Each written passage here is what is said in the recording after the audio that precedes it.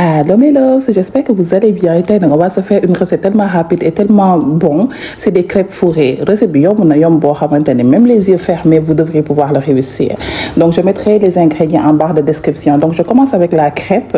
J'ai utilisé 3 œufs, j'ai mis du sel, j'ai ajouté par la suite du beurre fondu, du lait et par la suite du sucre. Un peu de sucre par exemple et 2 gouttes de fleur d'oranger. Par la suite, j'ai ajouté ma farine. J'ai mis 2 à 3 cubes de farine. Donc, on mélange le tout jusqu'à obtenir notre mélange à crêpes. Donc, mon mélange est prêt. J'ai mis du beurre sur la poêle à crêpes un peu partout. Et j'attends que ça soit chaude afin de commencer les crêpes. Je l'étale un peu partout. Et voilà, nos crêpes sont prêtes. Pendant ce temps-là, on va aller faire nos œufs brouillés.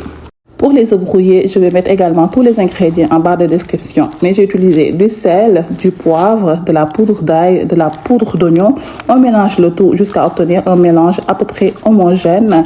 Par la suite, j'utilise de l'huile d'olive. Vous pouvez utiliser du beurre ou de l'huile végétale. On verse nos œufs, on mélange le tout jusqu'à obtenir nos œufs brouillés. On n'arrête pas de mélanger. Par la suite, on ajoute du fromage.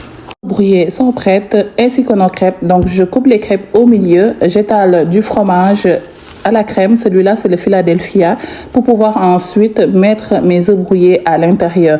Et pour fermer les crêpes, j'ai utilisé de la farine avec de l'eau seulement, on le mélange puis on colle nos crêpes. Moi, personnellement, j'ai fait des formes de samoussa, mais c'est à vous de décider quelle forme vous voulez faire. Vous pouvez les rouler également, ça va être plus facile. Et par la suite, je les ramène encore sur la poêle à crêpes pour que ça soit très chaud et que le fromage puisse fondre encore mieux.